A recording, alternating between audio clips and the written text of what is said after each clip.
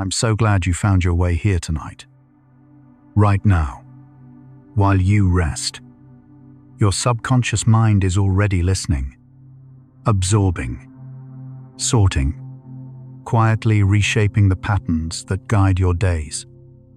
You'll discover how science is learning to work with that hidden layer of mind, and understand why sleep itself may be the most powerful reprogramming tool you've never fully used.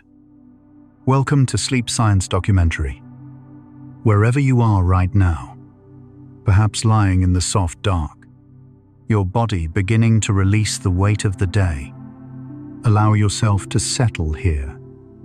We'll journey through 100 sleep science facts about the subconscious mind, from the quiet neural pathways that form while you dream, to the way emotion rewrites memory, to the moment thought dissolves and something deeper begins to guide you. This thoughtful journey through consciousness builds bridges between searching minds. A gentle subscribe, like, or a quiet share creates a pathway for more curious souls to discover this peaceful space, and brings us closer to protecting it, one sleepy soul at a time. Your presence here inspires ours. Let yourself settle completely here. Feel your jaw unclench, your breath deepen naturally.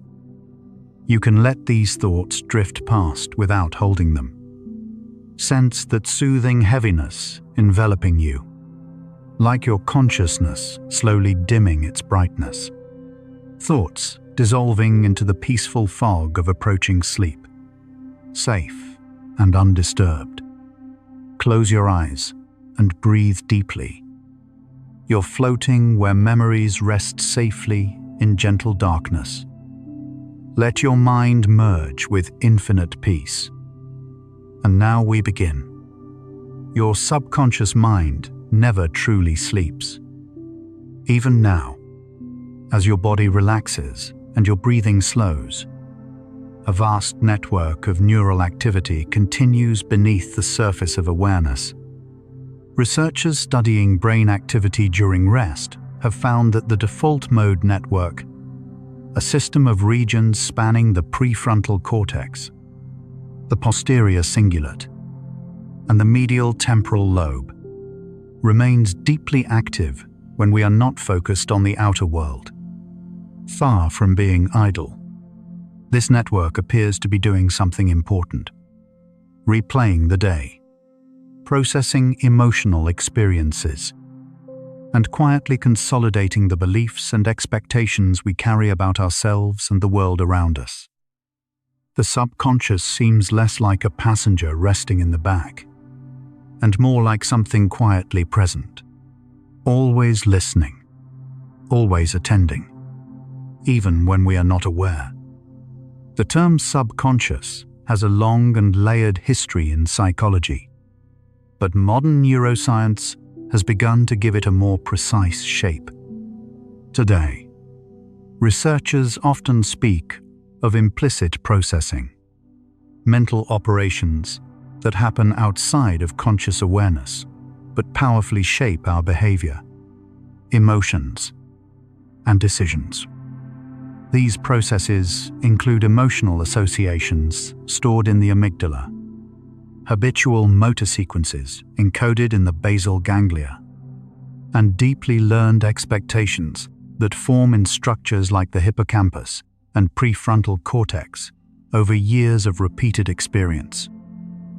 When scientists say the subconscious can be reprogrammed, they mean that these implicit systems can be gradually updated through new experience, new emotion, and new repetition. Change at this level is real. It simply requires a different kind of attention than most of us were taught to use. Sleep is not a passive state. For much of human history, rest was thought to be a kind of shutdown, the brain powering down until morning. But imaging technology developed in recent decades has revealed a profoundly different picture. During sleep, especially during the stages that include rapid eye movement, the brain becomes in some ways more active than during waking hours. Regions responsible for emotional processing, memory integration, and pattern recognition show heightened engagement. The sleeping brain is not resting. It is reorganizing. It is selecting which experiences from the day are worth keeping, which emotional charges need softening, and which new connections between ideas are worth forming. What happens in the night shapes who you are in the morning. Memory consolidation is one of the most well-documented functions of sleep. During the night, the brain appears to replay the experiences of the day, but not as a simple recording. Research suggests the brain abstracts patterns from individual events, identifying the underlying rules and meanings rather than storing every detail. This process is thought to occur through a dialogue between the hippocampus, which holds fresh memories, and the neocortex, which stores more stable long-term knowledge. During sleep, especially during slow-wave stages, the hippocampus appears to transfer and integrate information into the neocortex in compressed, repeated bursts of neural activity called sharp wave ripples. Your subconscious mind is, in this sense, quietly editing the story of your life while you sleep. Not all memories are treated equally during sleep. Researchers found that emotionally significant experiences, those tied to fear, joy, loss, or longing, tend to be preferentially consolidated during REM sleep. The amygdala, a small, almond-shaped structure deep in the brain that plays a central role in emotional memory, shows particularly strong activity during this stage. Interestingly, some research suggests that REM sleep may not only preserve emotional memories, but also help soften their sharp emotional charge over time. The theory, sometimes called sleep-dependent emotional processing, proposes that we revisit difficult experiences during dreaming in a neurochemical environment that allows reprocessing without re-traumatization. Sleep, in this view, is a gentle therapy the brain administers to itself each night. The sleeping brain does not simply accept whatever the day has given it.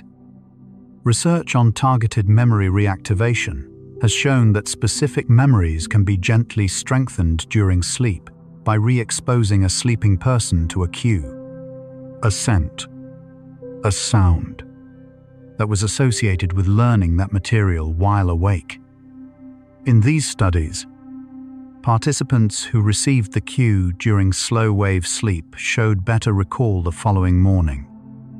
This suggests the brain is not a passive archive during sleep, but an active curator, and that the process of selection and strengthening is, to some degree, open to gentle influence. The subconscious, it seems, can be nudged in the direction of what matters most. There is a state of consciousness that sits at the border between waking and sleep. It is called hypnagogia, the transitional zone that appears as alertness fades and the first stage of sleep begins. In this state, the critical filters of the conscious mind begin to relax. Imagery becomes fluid and symbolic. The internal editor that normally screens thoughts before they fully form grows quiet. Many researchers and creative thinkers throughout history have described this threshold state as unusually fertile, a space where associations form more freely, where rigid patterns of thinking soften, and where new combinations of ideas can emerge. It is, perhaps, one of the most natural portals into the deeper mind that exists. The brain produces distinct patterns of electrical activity at different stages of consciousness. When we are alert and actively thinking, the brain shows rapid, small amplitude waves called beta waves, occurring roughly between 13 and 30 cycles per second. As we relax, the brain shifts into alpha waves, slower, more rhythmic, associated with calm wakefulness and inward focus. This is the state that experienced meditators can enter at will, and that many people touch naturally in the quiet moments before sleep. As sleep deepens further, theta waves emerge, even slower, between 4 and 8 cycles per second, associated with the hypnagogic state, light, sleep, and certain forms of creative insight. Each descent in frequency marks a loosening of the daytime mind and an opening of something quieter and older. Theta waves have attracted particular scientific interest in recent years. During theta state activity, the hippocampus, the brain's central memory structure, appears to become especially communicative, sending and receiving signals across wide networks of the brain. Theta oscillations seem to coordinate the timing of neural firing across distant regions, potentially allowing the integration of new information with existing knowledge. Some researchers have proposed that this theta-coordinated communication during sleep and near-sleep states may be central to the process of updating deep-seated beliefs and emotional associations. The very process, often referred to as subconscious reprogramming. The quiet frequency of early sleep may be the exact bandwidth through which lasting inner change travels. So already, in these first 10 facts, something is emerging. The subconscious mind is not a mystical vault sealed against change. It is a biological system, made of neurons, of chemistry, of electrical rhythms, that is designed by nature to update itself through sleep. The patterns held at the implicit level of mind are not fixed. They are living structures.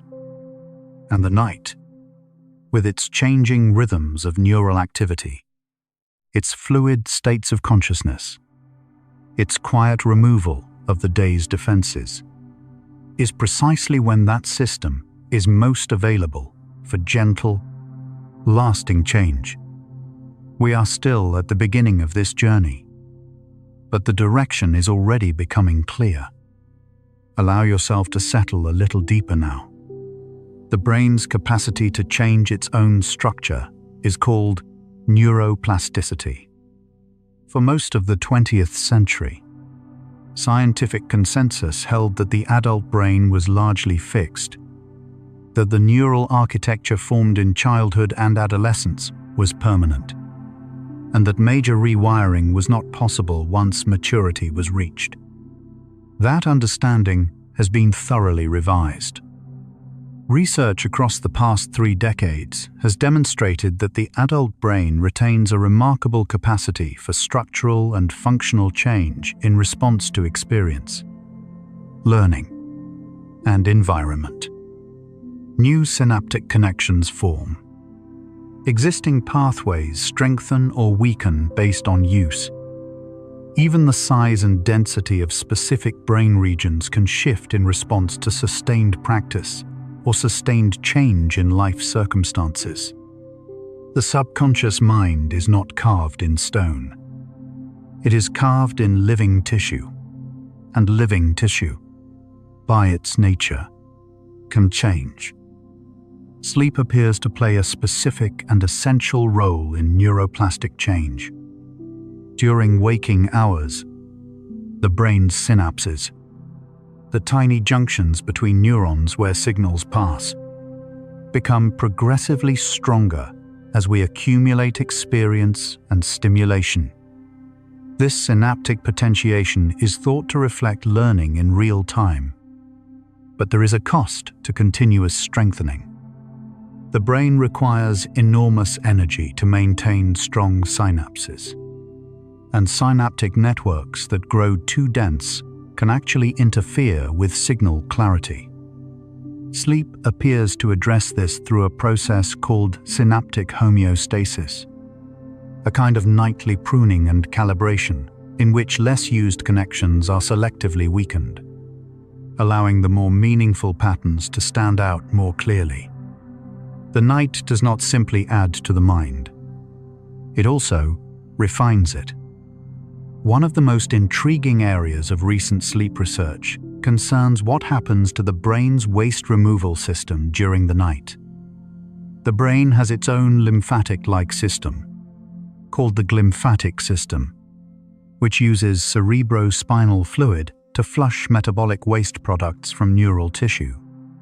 Research using imaging technology has shown that this system becomes dramatically more active during sleep, particularly during deep, slow-wave sleep, than during waking hours. Among the waste products cleared during this nightly process are proteins associated with neurodegenerative disease, including amyloid beta and tau. These are the same proteins that accumulate in harmful ways in conditions like Alzheimer's disease when sleep is chronically disrupted. Sleep, in this sense, literally cleans the physical substrate through which thought and feeling move. A cleaner brain is a more responsive brain, and a more responsive brain is one more capable of genuine change. Research conducted in animal models has found that lateral sleeping positions, lying on one side rather than the back or stomach, may allow for more efficient flow of cerebrospinal fluid through the brain's waste-clearing pathways. Scientists have proposed that this effect could extend to humans as well, and many sleep researchers find the hypothesis compelling. The lateral position is already the most naturally favored sleeping posture among humans and most animals, which has led some researchers to suggest it may have evolved, in part, for precisely this purpose. It remains an open and active area of investigation. For now, it adds a gentle layer of curiosity to the simple act of finding a comfortable side to rest on. The body, it seems, may already know something worth trusting. Slow-wave sleep, the deepest stage of non-REM sleep, is now understood to be particularly important for the consolidation of procedural and declarative memory. Declarative memory involves facts and events, the explicit knowledge we can consciously recall. Procedural memory involves skills and habits, the implicit knowledge encoded in how we move, how we respond, how we automatically behave in familiar situations. During slow-wave sleep, the brain appears to engage in what researchers describe as a coordinated replay of recently acquired information, a rapid-fire internal rehearsal that occurs far faster than the original learning experience. This compressed replay is thought to transfer information from the relatively fragile hippocampal store into the more stable networks of the cortex. New learning becomes old knowledge in the quiet hours of the night. The relationship between sleep and emotional regulation is one of the most active areas of neuroscience research today.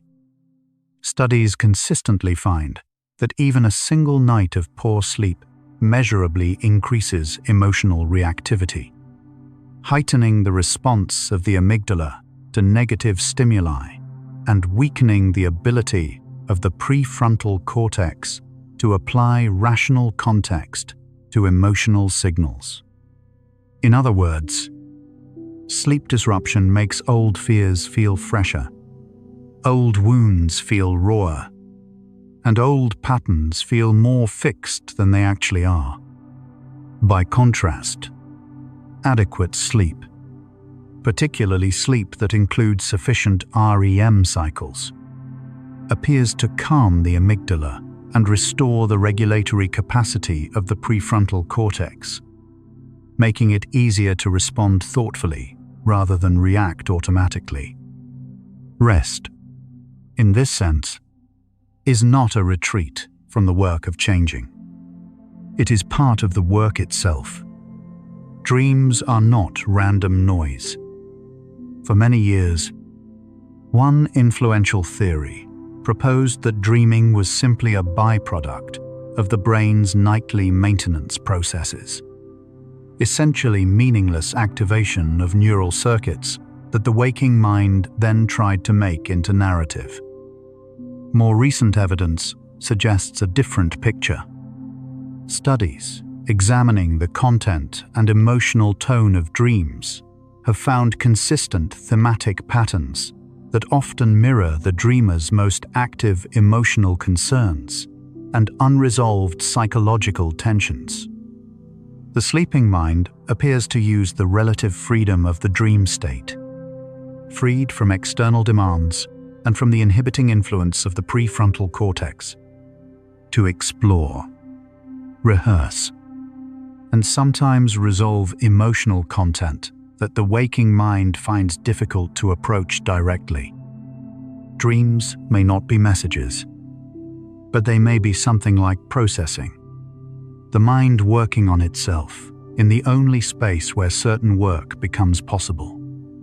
The prefrontal cortex, the region most associated with rational thought, self-awareness, and deliberate decision-making, becomes significantly less active during REM sleep. This reduced prefrontal activity during dreaming is thought to explain several characteristics of the dream state: the relative absence of critical judgment, the fluid acceptance of impossible events, the blending of past and present, and the emotional vividness that often accompanies dream experience. But reduced prefrontal activity during sleep also means that the implicit patterns of the subconscious, the emotional associations, the automatic reactions, the deep-seated beliefs, are less filtered, less managed, less controlled by the rational editor. The dreaming mind is, in a sense, more honest than the waking mind, and perhaps more open to change at the level where change is most needed. One of the most thought-provoking findings in recent sleep research concerns the relationship between sleep and the consolidation of emotional associations. A series of studies conducted with participants who learned to associate certain images with either positive or negative outcomes found that sleep selectively strengthened associations based on their emotional significance, preserving the memory of the emotional meaning even when the specific details faded. The subconscious appears to be particularly attentive to emotional weight. What matters most emotionally is what tends to be preserved most deeply. This is both a challenge and an opportunity. The associations we form between ourselves and certain feelings, capable, worthy, safe, or the opposite, are among the most emotionally weighted experiences the brain encounters. And they are, therefore, among those most likely to be consolidated and deepened through sleep. The concept of reprogramming the subconscious mind often sounds dramatic or mysterious. But from a neuroscientific perspective, the process is more like gradual recalibration, the slow updating of implicit expectations through new emotional experience. Repeated over time, the brain learns not through single exposures but through patterns of activation, a belief held in the subconscious that difficulty is permanent, or that safety is always conditional, was not formed in a moment. It was formed through many experiences that each contributed a small layer of emotional weight to that neural pattern. New patterns form the same way, slowly, through repetition, through experience that carries enough emotional resonance to activate the same deep circuits. This is why the conditions of sleep, and especially of the hypnagogic threshold and REM dreaming, matter so much. The brain at these moments is both more open and more emotionally receptive than at almost any other time. The practice of using the moments before sleep to introduce new mental content has a long history across cultures. Ancient contemplative traditions in various parts of the world developed practices specifically intended for the threshold between waking and sleeping. Understanding intuitively, long before brain imaging existed, that this transitional state offered unusual access to the deeper layers of mind. Research, published in peer-reviewed journals, using techniques inspired by the very methods Edison and others once practiced, has found that the hypnagogic state does appear to allow for unusual associative processing. Participants who spent brief moments in this liminal stage before being gently woken showed measurably greater creative insight than those who remained fully awake or drifted into deeper sleep. What the contemplatives understood experientially, neuroscience is beginning to describe in the language of brainwaves and synaptic firing. Audio input during sleep has attracted growing scientific interest. Several studies have examined whether information presented during sleep, during slow-wave sleep specifically, can influence waking behavior and attitude, without the sleeping person being consciously aware of what was heard. Results have been cautious but suggestive. Some research has found that pairing a neutral stimulus with a pleasant tone during slow-wave sleep can produce subtle positive associations with that stimulus upon waking. Other studies have found that language patterns introduced during certain sleep stages can influence subsequent word choices and associations. The sleeping brain does not fully shut the door to incoming experience. It becomes more selective, more attuned to certain frequencies of experience, while gently filtering others.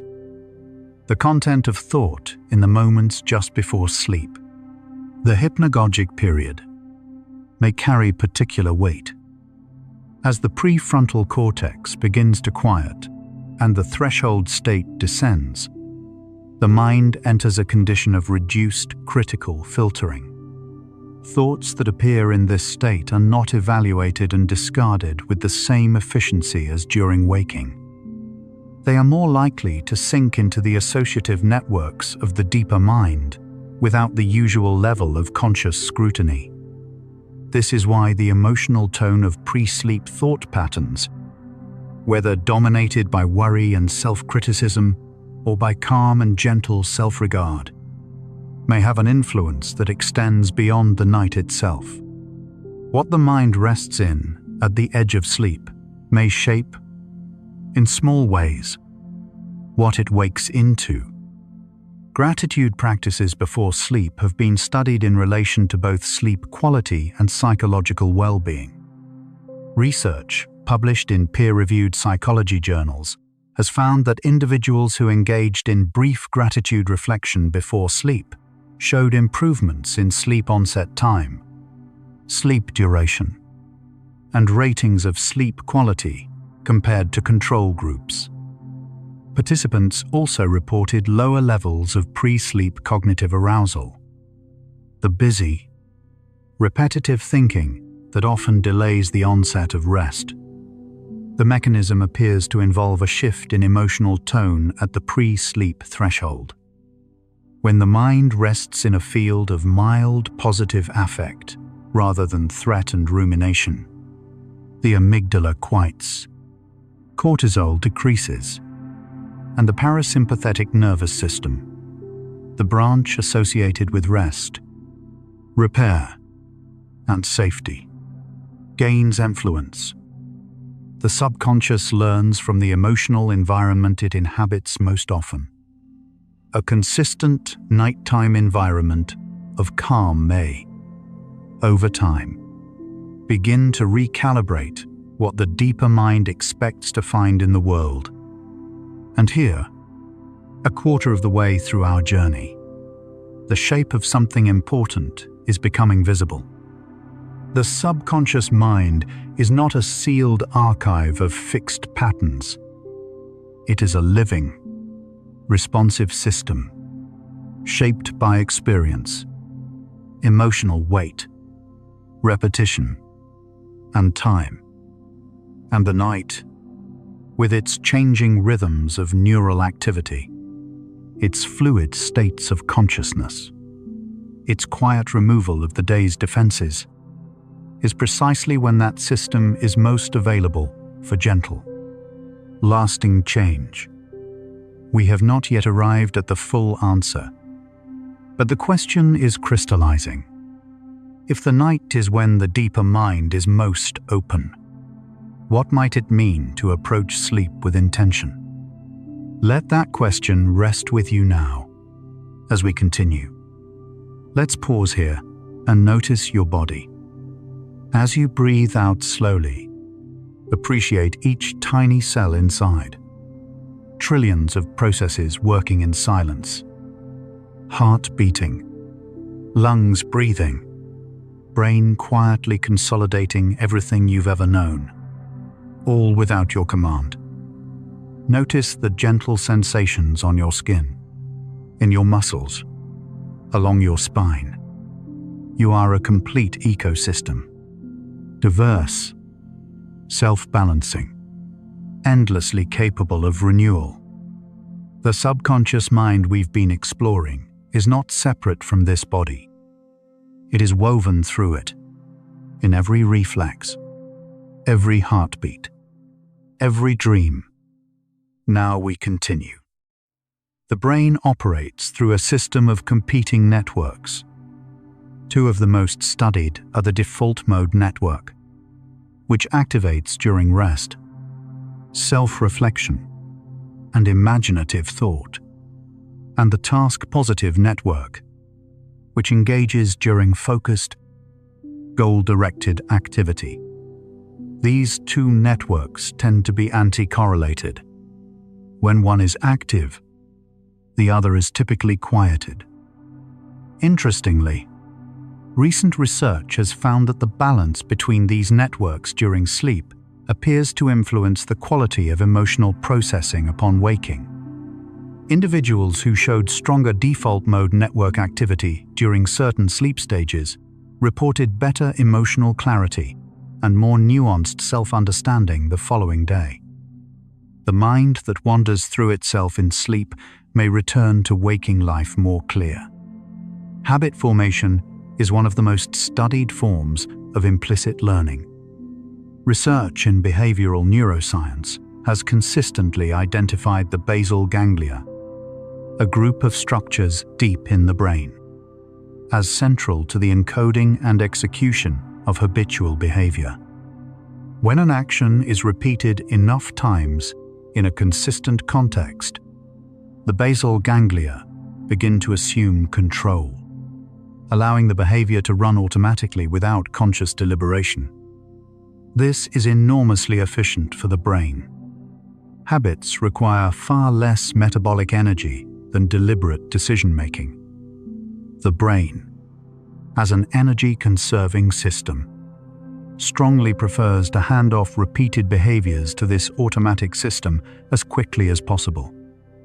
The challenge, of course, is that the same efficiency that makes habits useful also makes them resistant to easy change. The basal ganglia hold their patterns firmly and do not release them simply because the conscious mind has decided it would prefer something different. Changing a deeply ingrained habit requires more than willpower. Neuroscientific research consistently shows that attempting to suppress an automatic behavior through sheer conscious effort is one of the least effective strategies for lasting change. The prefrontal cortex, which manages deliberate suppression, is easily fatigued. And when cognitive resources are depleted, as they reliably are by the end of a demanding day, the basal ganglia reassert control. More effective approaches appear to involve disrupting the cue routine reward loop that underlies habitual behavior, substituting a new routine rather than simply trying to eliminate the old one, and gently allowing sleep to consolidate the new pattern. Research on motor skill learning has found that the gains made during waking practice are not fully stabilized until after a night of sleep. The same appears to be true for behavioral patterns at the level of habit. The role of the amygdala in subconscious patterning is difficult to overstate. This small, bilateral structure, one on each side of the brain, tucked within the medial temporal lobe, is specialized for rapid emotional evaluation. Its primary function appears to be the assignment of emotional significance to incoming experience, particularly in relation to threat and safety. The amygdala operates faster than conscious awareness. It responds to emotional stimuli before the information has been fully processed by the cortex. This is why fear can arise before we have consciously identified what we fear, and why certain emotional reactions feel uncontrollable, arising from somewhere below the level of choice. Amygdala-based emotional memories are among the most durable in the brain, and they are among those most actively processed during REM sleep.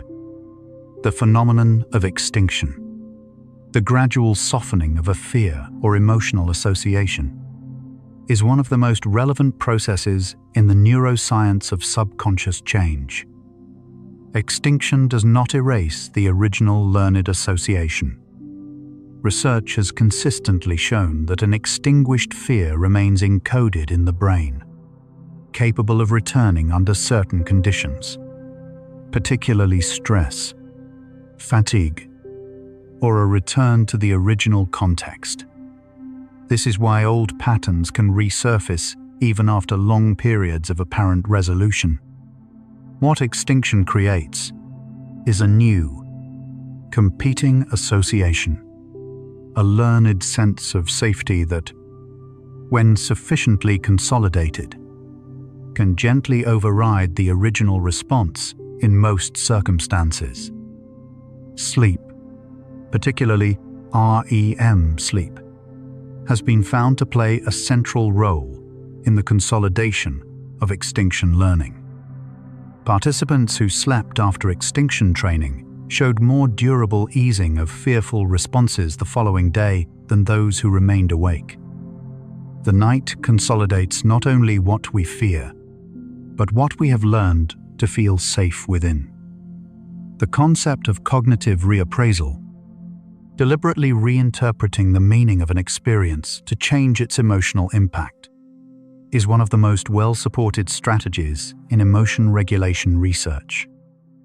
Unlike suppression, which attempts to prevent emotional experience, reappraisal works earlier in the emotional processing sequence, changing the way a situation is construed before the full emotional response is generated. Research has found that individuals who regularly use cognitive reappraisal show lower levels of cortisol reactivity, more stable mood, and better sleep quality. The ability to shift the narrative frame around a challenging experience appears to reduce pre-sleep rumination, creating a calmer emotional landscape at the threshold of sleep. And calmer thresholds, as we've seen, may offer the subconscious different material to work with through the night. Self-affirmation research offers some relevant and nuanced findings. studies examining the neural and psychological effects of self-affirmation, the deliberate rehearsal of valued personal qualities or core beliefs, have found that this practice can reduce defensive responding to challenging information, increase openness to behavior change, and activate reward-related neural circuits in the brain. However, the research also suggests that affirmations are most effective when they are genuinely believed, or when they are framed not as declarations of current reality, but as reflections of valued possibility. Affirmations that feel fundamentally discordant with a person's implicit self-concept may produce a compensatory increase in negative self-evaluation. The subconscious responds to felt truth more reliably than to asserted truth. Visualization, the deliberate mental rehearsal of a desired state, behavior, or experience, has been studied extensively in the context of motor learning, performance psychology, and increasingly, behavioral change. Neuroimaging research has found that vividly imagining an action activates many of the same neural circuits as actually performing that action, with the notable difference that the motor output is inhibited during imagery. This functional overlap has led to the understanding that mental rehearsal can contribute to the neural patterns associated with skilled behavior, even without physical practice. For subconscious change, the implication is worth sitting with. If the brain responds to vividly imagined experience in ways that partially overlap with real experience, then the emotional and neural content of what we imagine, particularly at the receptive threshold of sleep, may contribute, however subtly, to the patterns the deeper mind is building. The relationship between language and the subconscious mind is more complex than it might initially appear. The subconscious does not primarily operate in language. Its native medium appears to be imagery, sensation, emotion, and pattern, the pre-verbal forms of experience that precede the development of spoken language in human development and are processed in brain structures older than the cortical language areas. This may explain why purely verbal affirmations often feel insufficient to produce deep change, and why approaches that incorporate sensory imagery, embodied feeling, and emotional resonance tend to show more durable effects in behavioral research.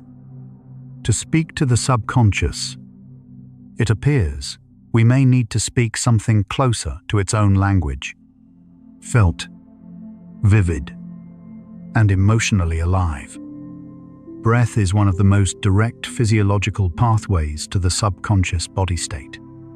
The autonomic nervous system, which regulates heart rate, digestion, immune function, and the basic physiology of emotional states, is largely beyond voluntary control.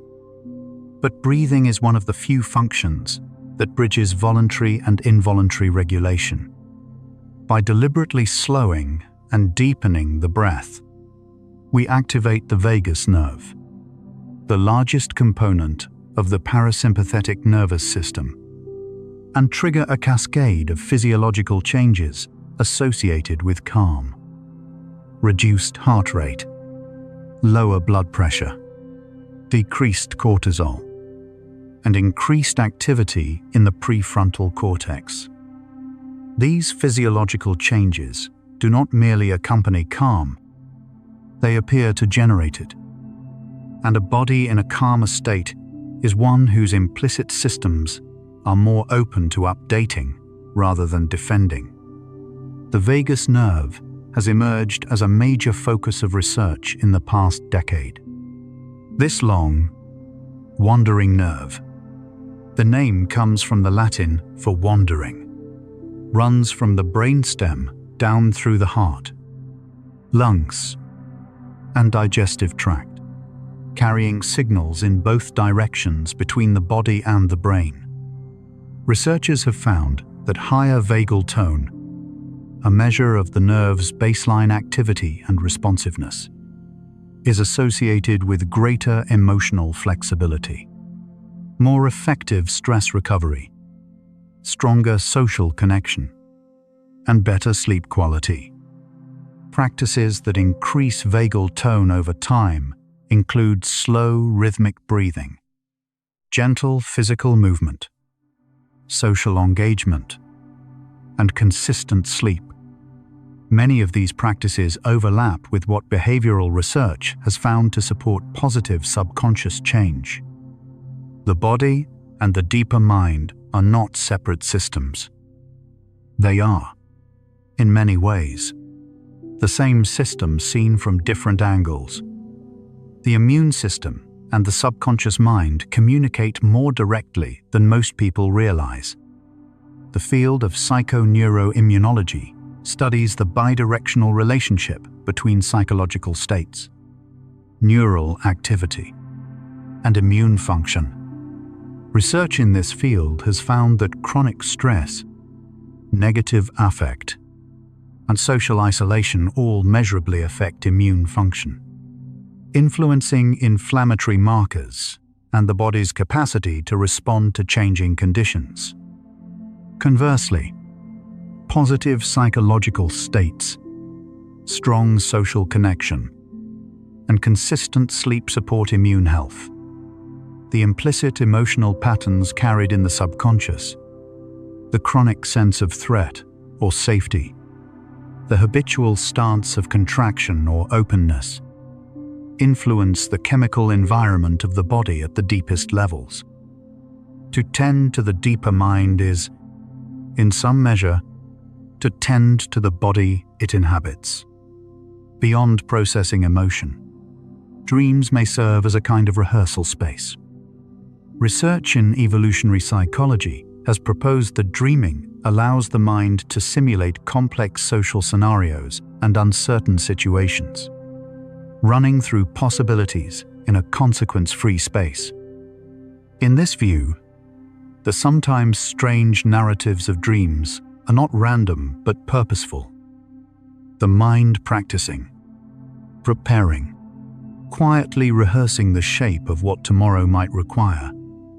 Other research has found that dream content frequently reflects the brain's attempt to weave the day's experiences into the larger fabric of autobiographical memory, connecting new events to older patterns, finding the thread that ties them together, whether or not every dream follows either of these patterns. The sleeping mind's capacity for creative integration remains one of its most quietly remarkable features. The content of the last waking hour before sleep has measurable effects on subsequent dream content. Studies examining the relationship between pre-sleep activity, emotional tone, and dream content have consistently found that the emotional quality of experiences in the hour before sleep influences the emotional quality of dreams. And through dreams, the consolidation processes that occur through the night, high arousal pre-sleep states, characterized by worry, conflict, or intense stimulation, tend to be followed by more fragmented sleep and less effective emotional processing. The transition to sleep is not a sharp boundary. It is a gradual descent. And what we carry into that descent shapes the terrain of the night. Halfway to the first 100 facts, and the picture is rich enough now to pause and take stock. The subconscious mind is shaped by experience. It is updated by emotion. It is consolidated and refined during sleep. And it is most open to new input at the thresholds of consciousness. In the hypnagogic state before sleep and in the emotionally receptive depth of dreaming. This does not mean that dramatic overnight transformation is typical or realistic. Real change in deeply held patterns takes time, repetition, and consistent, gentle attention. But it does mean that sleep is not something separate from the work of inner change. It is, in many ways, the place where that work happens. Let that understanding settle with you as we drift deeper into the night. You're still here with me, thoughts still flickering like candlelight. Just notice. Don't judge. Just notice where your mind is. We're exploring consciousness itself, the very thing doing the exploring right now. Strange, beautiful, and perfectly calm. Let's drift onward together. The concept of sleep hygiene has become widely discussed, but its neurological basis goes deeper than is commonly appreciated. The brain does not enter sleep the way a machine switches off. It descends through a sequence of stages, each characterized by distinct patterns of neural activity, neurotransmitter balance, and cellular function. The quality of this descent, how smoothly it proceeds, how completely each stage is traversed, determines the effectiveness of the night's consolidation, repair, and recalibration. Practices that support a smooth descent, consistent sleep timing, reduced light exposure in the evening, cool temperatures, and a calm emotional environment are not merely comfort preferences. They are conditions that allow the brain's most important nightly work to proceed as it was designed to. Melatonin plays a more nuanced role in sleep than its popular reputation suggests. This hormone, produced by the pineal gland in response to darkness, is often understood simply as a sleep hormone, something that causes drowsiness. But its actual function is more precisely described as a signal of biological night, a chemical message to the body that the time for rest and restoration has arrived. Melatonin does not cause sleep directly. Rather, it coordinates the body's many circadian regulated processes: temperature, cortisol, immune activity, and cellular repair, to align with the expected onset of sleep. It is, in a sense, the conductor who brings all the instruments of the body into alignment for the night's performance. Disrupting melatonin signaling through blue light exposure or irregular sleep schedules disrupts not just sleep onset, but the entire coordinated cascade of overnight biological work. The circadian rhythm, the approximately 24-hour biological clock that governs sleep, hormone release, body temperature, and dozens of other physiological processes, is now understood to operate at the cellular level. Nearly every cell in the body contains a molecular clock, a feedback loop of interacting proteins that cycles through roughly 24-hour oscillations. These cellular clocks are synchronized with each other and with the master clock in the brain's suprachiasmatic nucleus through light signals, temperature cycles, feeding patterns, and social quays. When these clocks fall out of alignment, through shift work, jet lag, or irregular social schedules, the consequences extend beyond fatigue. Research has found associations between circadian disruption and metabolic difficulty, immune changes, mood dysregulation, and reduced cognitive function. The body's relationship with time is not abstract. It is written into every cell. The relationship between sleep and creativity has been documented across a remarkable range of contexts. Thomas Edison reportedly used a technique of sitting in a chair holding metal balls over tin plates, so that as he drifted into the hypnagogic state and his muscles relaxed, the balls would fall, crash, and wake him, allowing him to capture the imagery and ideas that arose at the threshold. Whether or not the historical details are fully precise, the underlying insight has received scientific support. A research team at the Paris Brain Institute found that participants who spent a brief moment in the hypnagogic state before being gently awakened were nearly 3 times more likely to discover a hidden mathematical rule than those who remained fully awake. Those who drifted into deeper sleep lost the advantage.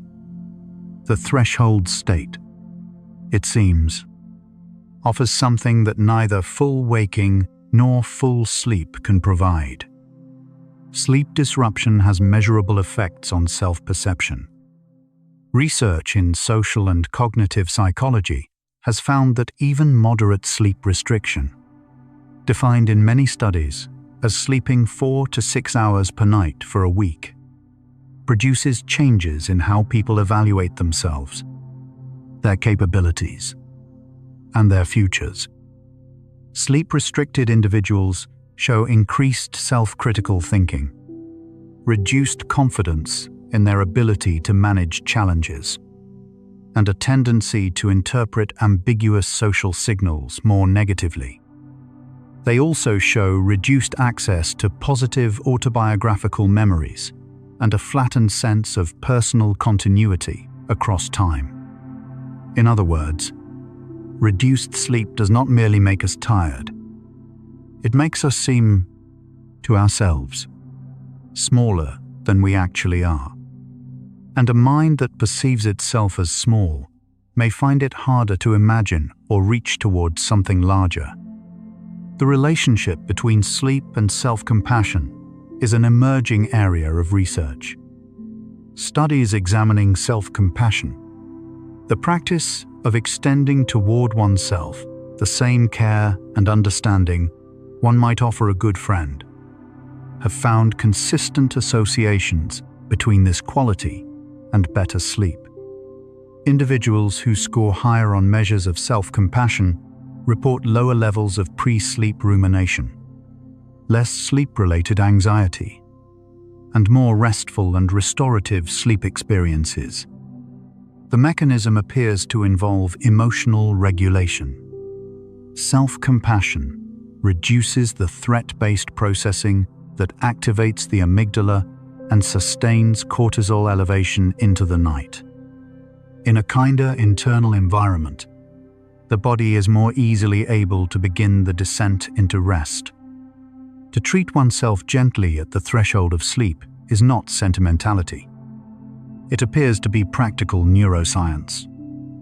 The default mode network, which we encountered in our earliest facts, has been specifically linked to the sense of self. This network, active during rest and inward reflection, appears to be centrally involved in the processes through which we construct and maintain our narrative identity, the ongoing story of who we are, where we have been, and where we are going. Research has found that individuals experiencing depression show altered patterns of default mode network activity, often characterized by excessive self-referential processing, a kind of repetitive, ruminative self-focus that reinforces negative self-construals.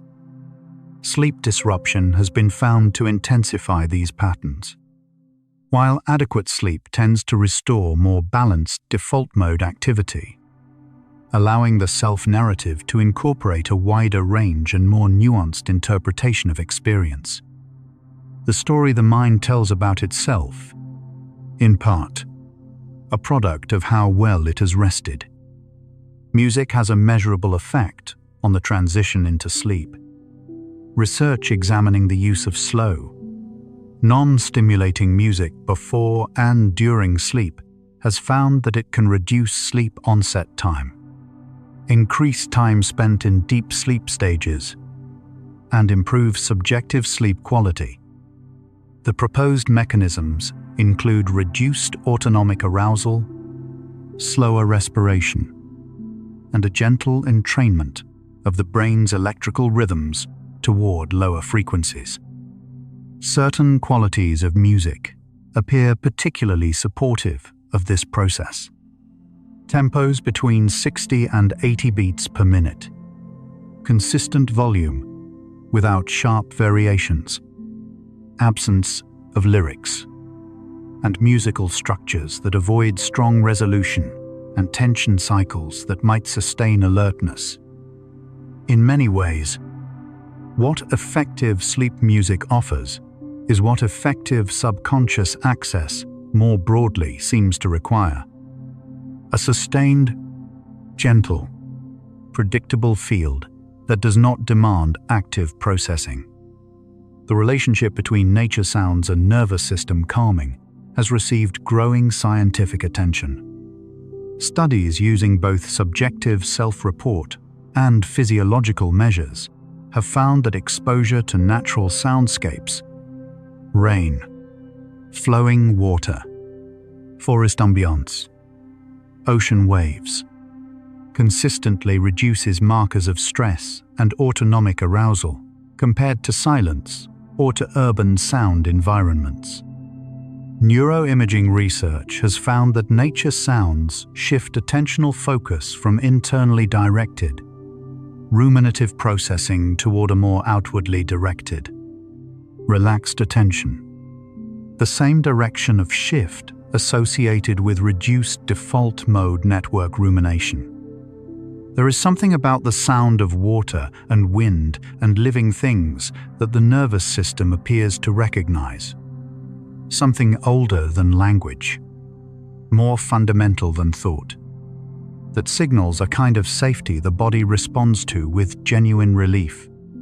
50 facts through our journey, and the answer to our central question is no longer distant.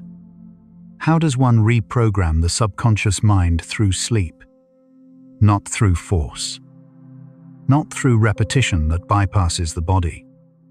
Not through willpower applied at the level of conscious thought, but through the gentlest, most consistent work, tending the emotional environment at the threshold of sleep, allowing the night's natural processes, consolidation, pruning, emotional processing, neural repair, to proceed in the most favorable conditions, bringing imagination and felt experience into the receptive space between waking and sleeping, and trusting that the mind, given the right conditions, will update itself toward what is most needed.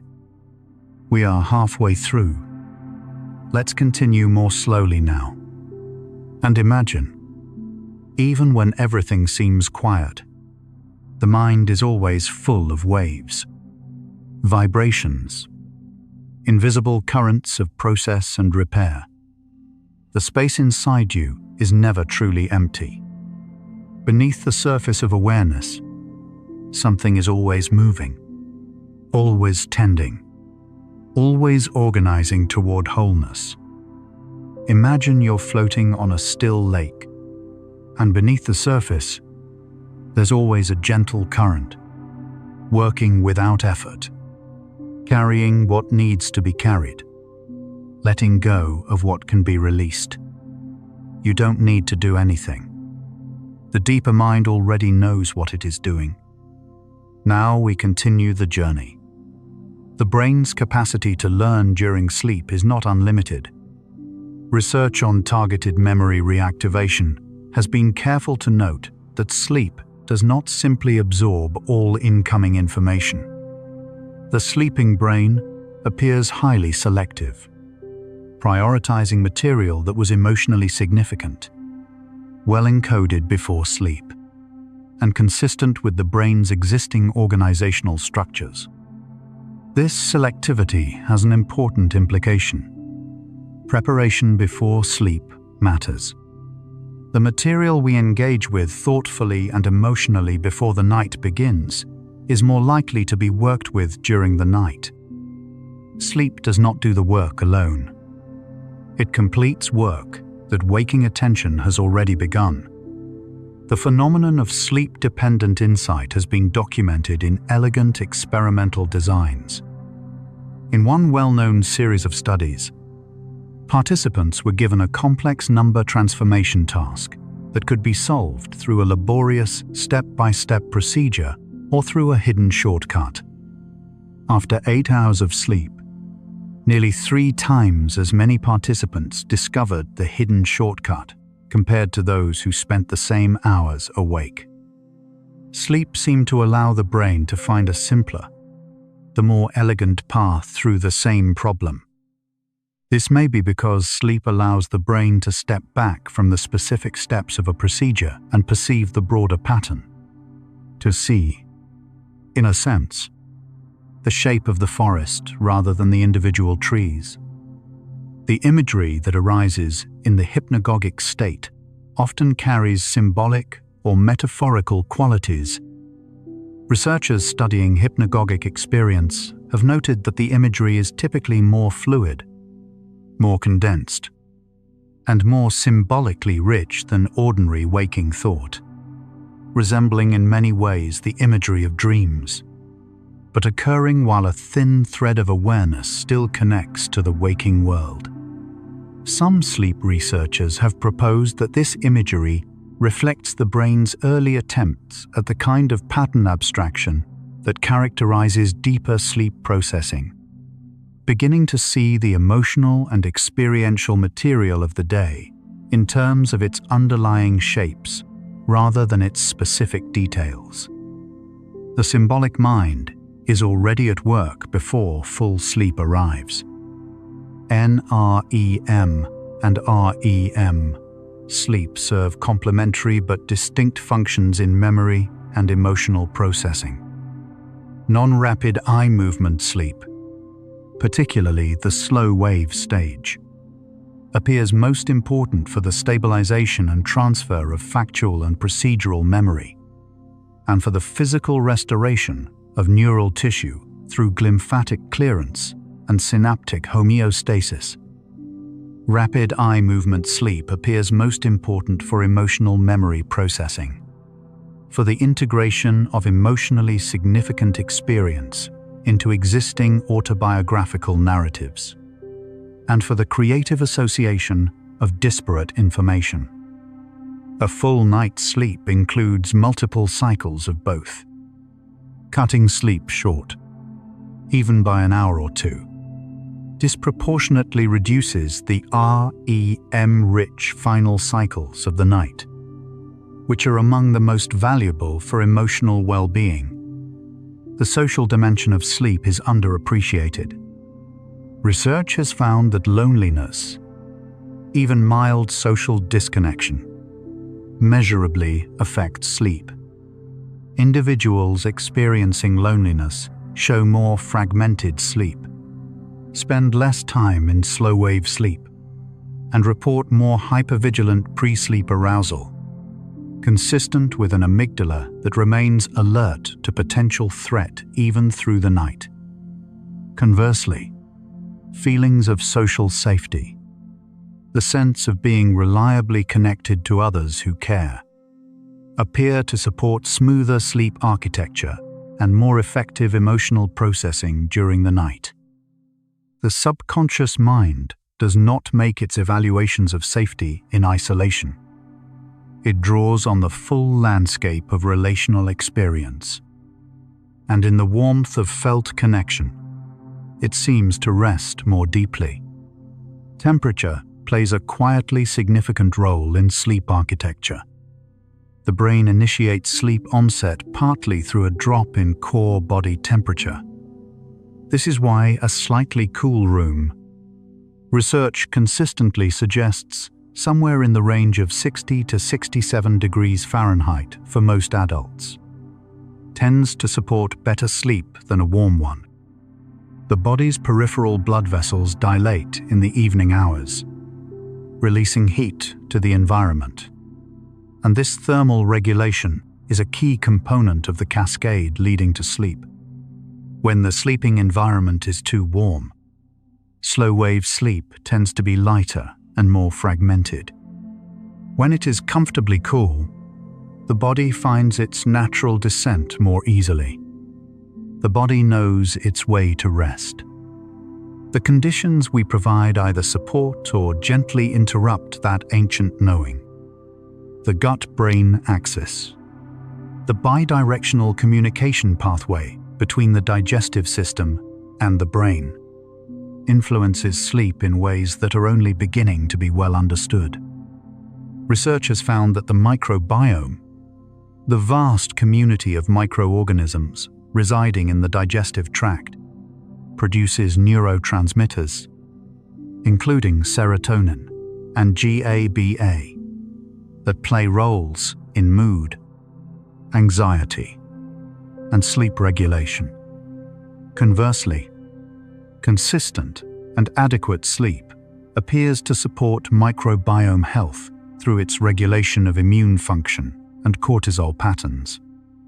The body's many systems are not compartmentalized. They are a single, interwoven conversation, and the quality of rest affects every voice in it. Research on lucid dreaming offers some intriguing perspectives on the relationship between consciousness and the subconscious during sleep. A lucid dream is one in which the dreamer becomes aware that they are dreaming while the dream continues. Studies using brain imaging during verified lucid dreams have found that this state is associated with increased activity in the prefrontal cortex compared to ordinary dreaming, a partial reactivation of the deliberate awareness that is normally quieted during REM sleep. Lucid dreamers report being able to direct elements of the dream, suggesting that voluntary consciousness can, under certain conditions, gently interact with the automatically generated content of REM sleep. For the subconscious mind, this raises an interesting possibility that the boundary between deliberate intention and automatic process is not entirely fixed. Even in the depths of the night, the role of intention in sleep-related processing has received limited but suggestive scientific attention. Studies examining the effect of pre-sleep intention, explicitly deciding to remember a dream, or to hold a specific question in mind before sleep, have found that such intentions do appear to influence the content of subsequent dreams and to increase the likelihood of problem-related dream imagery. This is consistent with the broader literature on prospective memory, the brain's capacity to hold a future-oriented intention in a dormant state and activate it at the appropriate moment. The sleeping brain may be more sensitive to the waking mind's intentions than is commonly assumed. What we carry into sleep with genuine attention may find its way into the night's processing. Emotional regulation develops across the lifespan, and sleep plays a role at every stage. In early childhood, sleep is central to the emotional learning that supports secure attachment. The developing child's brain uses sleep to consolidate the emotional associations formed during waking interactions with caregivers. In adulthood, research has found that the brain continues to use sleep for emotional calibration, maintaining the balance between reactivity and regulation that allows for adaptive responses to the inevitable challenges of daily life. Throughout life, the night remains a space in which the emotional learning of the day is quietly worked and reworked into something more stable and more whole. Post-traumatic stress research offers a window into what happens when sleep and emotional processing fall out of their natural rhythm together. One of the most consistent features of this condition is the persistent intrusion of traumatic memory. through nightmares and hypervigilant arousal that fails to undergo the normal process of integration and emotional softening that adequate sleep typically enables. Research has found that individuals experiencing this condition show disrupted REM sleep and altered patterns of amygdala activity during sleep. Treatment approaches that specifically tend to sleep, including image rehearsal therapy, which involves gently reworking nightmare content before sleep, have shown meaningful benefit in clinical studies. Healing, it appears, often begins in the night. The brain's reward circuits are sensitive to the quality of sleep.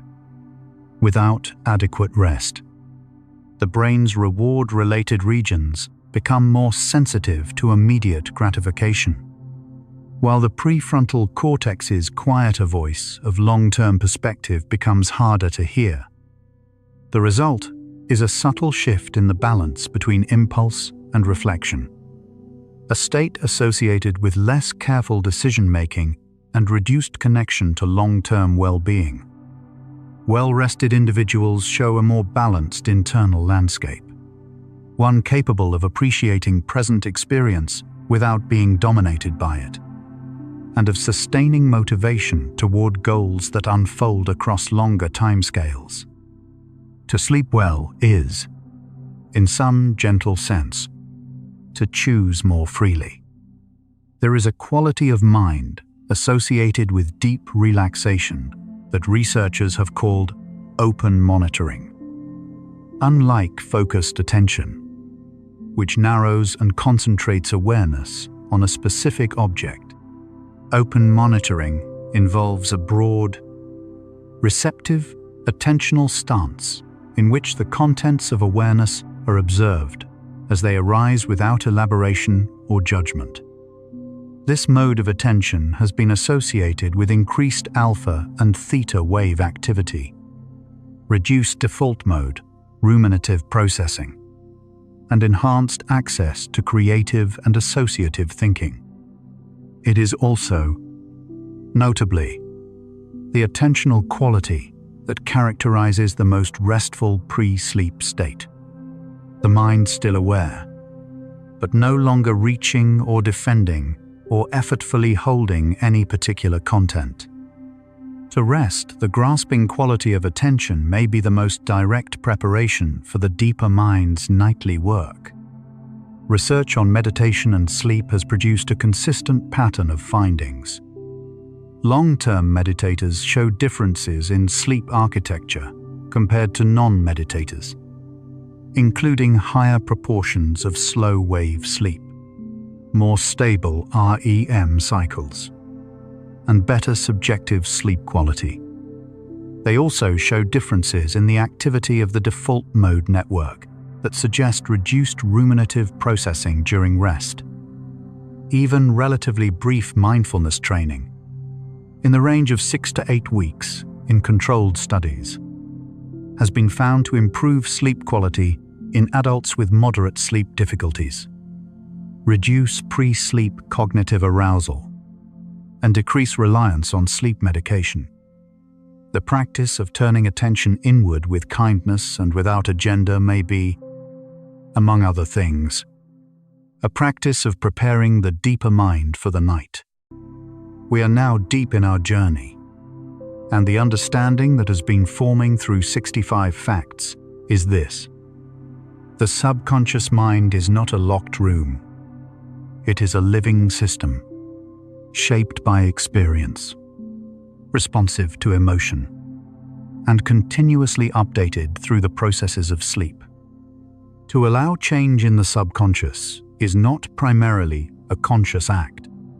It is, more accurately, a consistent environmental act, cultivating the conditions, the emotional tone, the pre-sleep landscape, and a quality of night that allow the brain's own natural updating mechanisms to work most effectively. The tool we are looking for has been available every night of our lives. The practice of writing before sleep has been studied in the context of both sleep quality and psychological processing. One carefully designed study found that participants who spent 5 minutes writing a simple to-do list, a plan for the following day, fell asleep more easily than those who wrote about completed tasks. The act of externalizing pending concerns appeared to reduce the cognitive load of pre-sleep rumination, allowing the mind to release its vigilant hold on what remained undone. More broadly, expressive writing, writing freely about emotional experiences without concern for structure or audience, has been associated with reduced cortisol, improved mood, and in several studies, better sleep quality over subsequent weeks.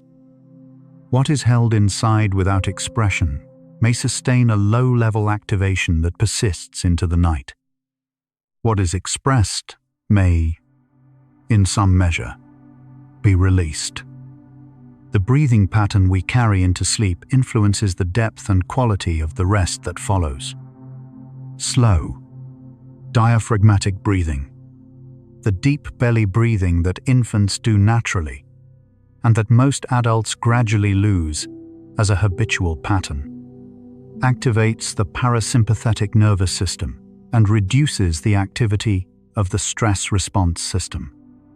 Practices involving an extended exhale, breathing in for a count and out for a longer count, specifically activate the parasympathetic system through their effect on heart rate variability, creating physiological conditions associated with deep calm and readiness for restorative sleep.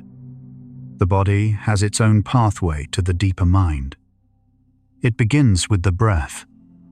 The way we speak to ourselves in the moments before sleep reflects and reinforces the subconscious self-concept more than most people realize. Research on self-talk has found that the linguistic frame through which we address ourselves, whether as I in direct first person or with our own name in a slightly more distanced stance, significantly affects the emotional intensity and cognitive flexibility of self-related processing. Individuals who used a slightly distanced form of self-talk showed lower cortisol reactivity to social stressors, better performance under pressure, and more nuanced reflection on challenging experiences. The mind that can observe itself with a little distance, with curiosity rather than total immersion, may find the threshold to sleep and to the deeper mind beneath it slightly more accessible. Forgiveness research has found quieting physiological correlates. Studies measuring the physical effects of forgiveness, not as a moral act, but as a psychological shift in the relationship to a past experience, have found that cultivating forgiveness reduces sustained cardiovascular arousal, decreases cortisol, and improves sleep quality in individuals carrying unresolved interpersonal grievances. The persistent activation associated with unresolved anger appears to maintain the stress response at a low but chronic level, one that gently interferes with the body's natural descent into rest. This is simply a neurological observation. The mind held in chronic tension sleeps less well than the mind allowed to release its grip on the past. The stories we tell about ourselves, the autobiographical narratives through which we explain who we are and why, are not fixed accounts of reality. Research in narrative psychology has found that autobiographical memory is highly reconstructive, colored by current mood, shaped by recent experience, and selectively organized around dominant themes and identity structures. This is not a flaw. It is a feature. It means that the self-story is always open to reinterpretation and reorganization. The past does not change, but what it means, how it is woven into the sense of who we are and what is possible, remains a living, updatable structure. Sleep, with its nightly narrative processing through dreaming and consolidation, appears to be part of the mechanism through which that updating quietly occurs. The science of post-traumatic growth has revealed something important about the subconscious capacity for transformation. Research following individuals through periods of adversity has found that a meaningful portion report lasting positive changes in their sense of personal strength, their relationships, their philosophical perspective, and their appreciation of life, as a result of processing difficult experience over time. The neurological underpinnings of this growth are not fully understood, but research suggests that adequate sleep, and especially adequate REM sleep, during and after periods of stress, is associated with more effective processing of difficult emotional material and better long-term psychological adaptation. The deeper mind does not merely consolidate what has been. It appears, under the right conditions, to transform it into something the conscious mind could not have predicted. Recent research has begun to examine the microstructure of sleep with unprecedented precision. Using advanced electroencephalographic techniques, researchers have identified patterns of neural activity within sleep stages, including sleep spindles, K-complexes, and slow oscillations that appear to correspond to specific consolidation and processing functions. Sleep spindles, brief bursts of synchronized neural oscillation that appear primarily during light NREM sleep, have been found to correlate with improvements in declarative memory, fluid intelligence, and emotional regulation. Individuals who produce more sleep spindles per night consistently show advantages in these cognitive and emotional domains. The architecture of the night is more intricate and more functional than we once imagined. Each oscillation serves a purpose. Each quiet moment of the sleeping brain is doing something. Across cultures and throughout recorded history, the period of sleep has been treated as a time of particular access to wisdom, guidance, and inner truth. Ancient traditions, from Greece to Egypt to indigenous cultures of the Americas, developed elaborate practices specifically intended to invite meaningful experience during the sleep state. Through contemplative rituals and the careful cultivation of pre-sleep intention, we no longer use the same language for what the night offers. But the neuroscientific findings of the past few decades have circled back, in a different vocabulary, to something that human experience recognized long before science had words for it. The night is a teacher. It has always been. The role of physical warmth and gentle touch in pre-sleep emotional settling is worth noticing. Research on the neuroscience of touch has found that slow, gentle physical contact activates the parasympathetic nervous system and is associated with the release of oxytocin, a neuropeptide involved in social bonding and reduced cortisol. Warmth, both physical temperature and the emotional warmth of felt connection, appears to signal safety to the nervous system's monitoring systems, allowing the body to shift from a vigilant, defended posture toward a more open, receptive one. The subconscious mind learns what safety feels like, not only through words and logic, but through the physical sensations it has most consistently associated with being cared for. Warmth, in all its forms, may be part of the recalibration. 75 facts, and the intellectual answer to our question has arrived. The subconscious mind can be gently recalibrated through sleep, because sleep is, biologically, the time when the brain does its deepest revision work, consolidating emotional associations, integrating experience into identity, pruning unnecessary connections, and generating new ones. To support this process is to provide the conditions, emotional, physiological, environmental, and attentional, that allow the brain's own natural intelligence to function most freely. There is no trick. There is no shortcut. There is only the consistent, gentle cultivation of a mind and body ready to receive what each night offers. And now, as we move into the final quarter of our journey, the answer will be not explained, but felt. You might be feeling tired now. That's perfectly fine. Breathe slowly. Feel the cycles. Your breath moves in. Your breath moves out. Your heart beats in its steady rhythm. Your brain moves through its stages, its waves, its quiet oscillations, like the tides, like the seasons, like every natural thing that knows how to rest and return. Rest and return. You don't need to hold on to anything you've heard tonight. The deeper mind has already taken what it needs. Let everything unfold in its perfect order. Unhurried, unresisting, simply existing. We're almost there now. Every night, without any instruction from you, your brain repays a debt.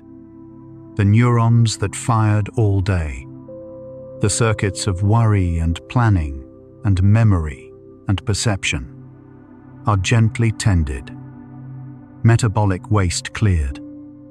Synaptic weights adjusted. Emotional charges softened. The subconscious doesn't wait for permission. It already knows what to do. You simply need to let it. The hippocampus works through the night like a quiet archivist. It takes the events of the day, the conversations, the feelings, the small and large moments, and begins the long process of deciding where they belong in the larger library of a life. Nothing is simply discarded. Everything is considered. And what is kept more gently than when it arrived. Fear is not permanent. The amygdala holds old alarms faithfully, but even it can learn. Through consistent new experience, through the patient repetition of safety, through nights that carry the emotions of difficulty without the full chemistry of threat. Even old fears can soften. Not all at once. Never all at once. But slowly, across many nights, the alarm grows quieter. The dreaming mind does not judge. In the dream state, separated from the prefrontal editor that normally filters experience through the lens of acceptable and unacceptable, possible and impossible, the mind is free to try on new selves, to be, for a moment, someone who is capable, someone who is safe, someone who belongs. The dream may not be remembered, but the neural patterns formed in the trying carry forward, in ways too subtle for waking awareness to trace.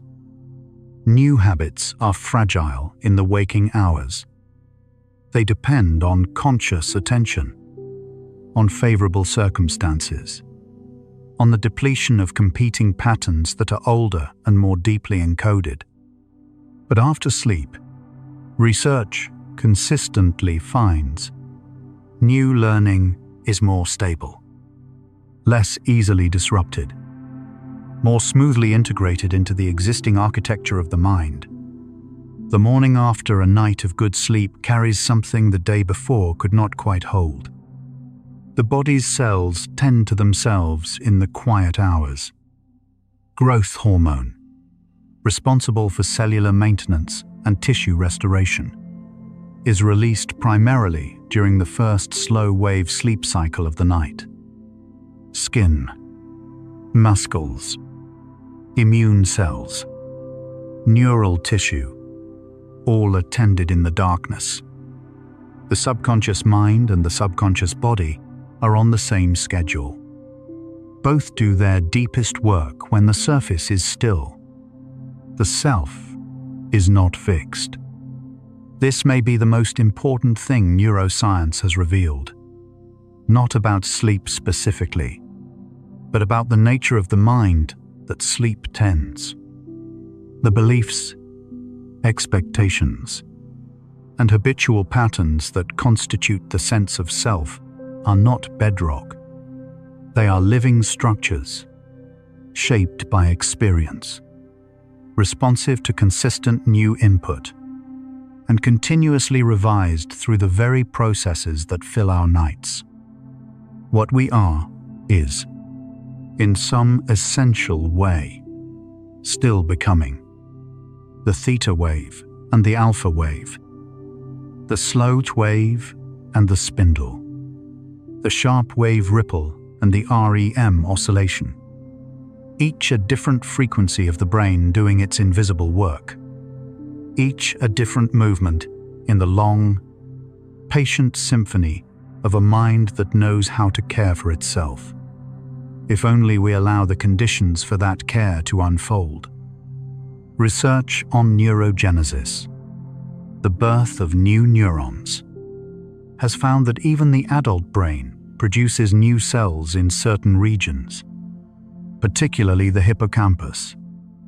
This process is supported by sleep, by gentle physical movement, by social connection, and by sustained calm. It is reduced by sleep deprivation, by chronic elevation of stress hormones, and by isolation. The conditions that allow new neurons to form are, in many ways, the same conditions that allow new patterns of mind to emerge. There is something in the human nervous system that recognizes rest as a return, not a void, not an absence, but a space, a particular quality of quiet, in which the body remembers something it has always known. You can feel it now. Perhaps the way thought loosens, the way the boundary between what is remembered and what is dreamed begins to blur, the way something older than worry begins to rise, very gently, to the surface. In the final cycles of sleep, the long, rich REM periods of the early morning hours, the brain completes the emotional work that earlier cycles began. It is here that the sharpest emotional edges are most thoroughly softened. It is here that the day's disparate experiences are most fully woven into the larger narrative of a life. It is here that something like wisdom, not articulated but felt, begins to form at the level below words. What you carry into sleep is not wasted. A gentle intention, a quietly held image, a feeling of what it might be like to be the version of yourself you are slowly growing toward. These are not trivial acts before rest. They are the seeds that the deeper mind, in its own time, in its own language, takes and tends through the hours of the night. The subconscious mind does not understand time the way the waking mind does. It works in patterns rather than calendars, in felt truths rather than logical sequences.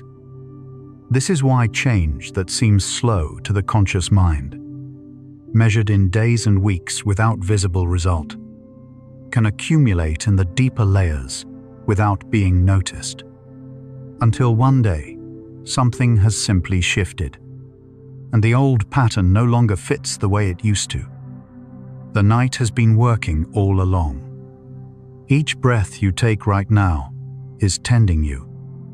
The slow inhale, the gentle exhale, the parasympathetic system receiving its signal of safety, the amygdala quieting, degree by degree, the body moving toward the warmth of deep sleep, where the longest healing happens.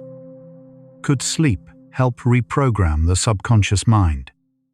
It already has. Every night, without ceremony or instruction, the brain takes the material of a day and works it towards something more integrated, more stable, more whole. The only question has ever been, what material are we giving it to work with, and what conditions are we providing for the work to proceed? The glymphatic clearance that began in the early hours of the night is still flowing. Fluid, moving gently through the spaces between neurons.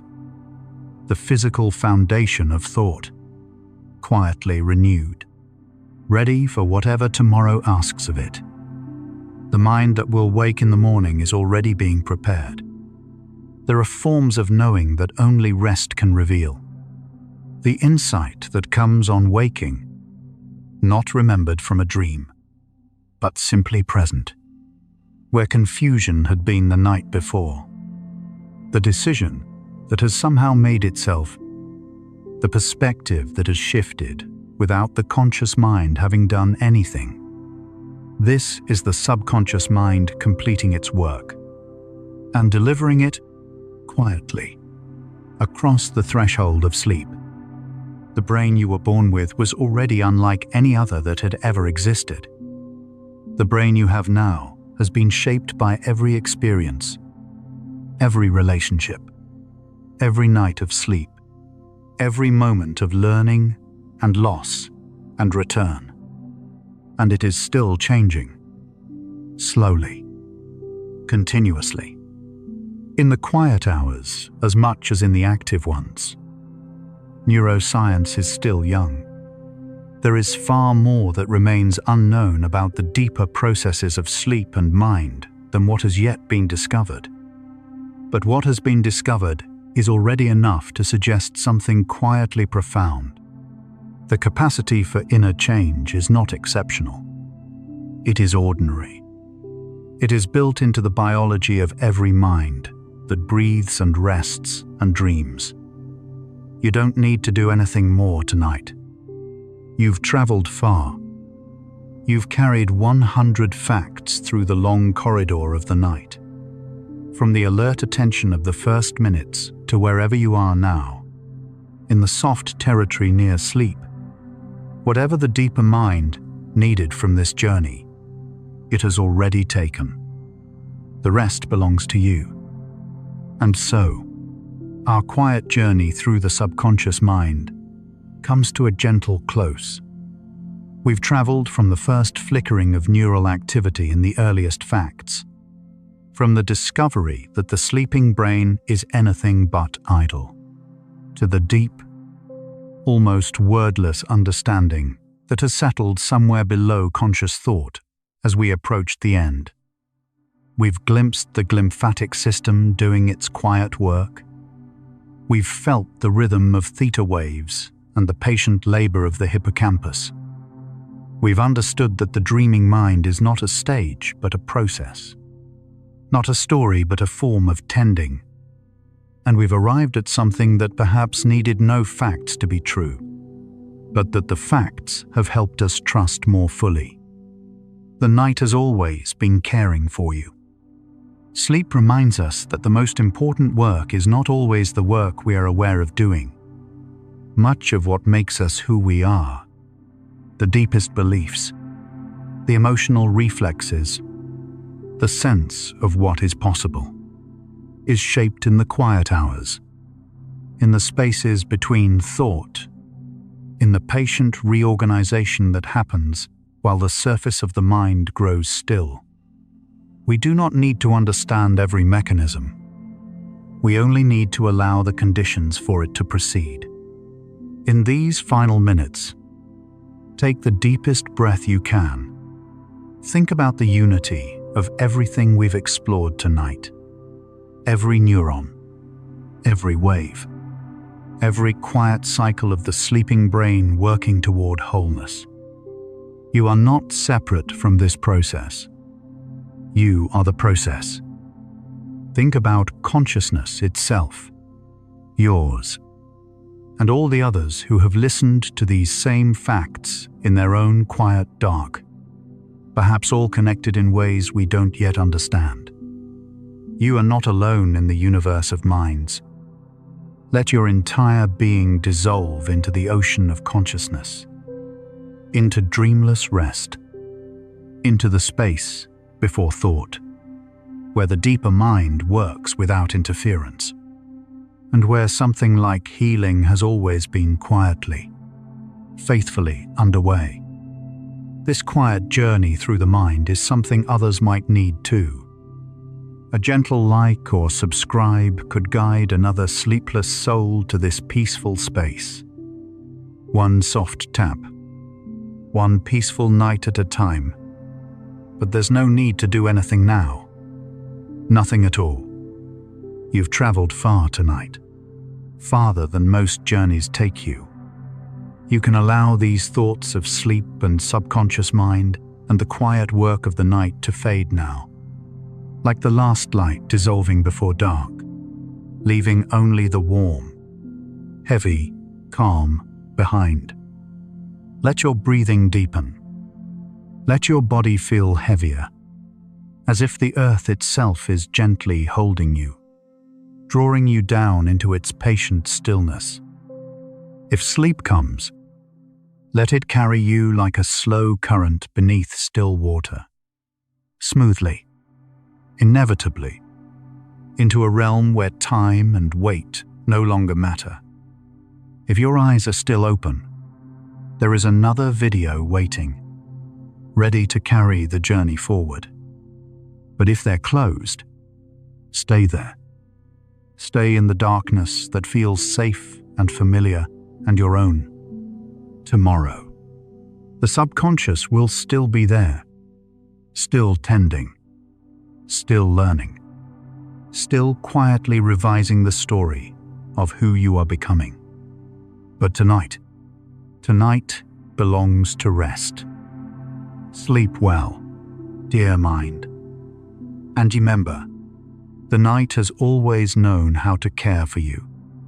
Fall asleep to gentle science, where the mind meets the mystery of sleep.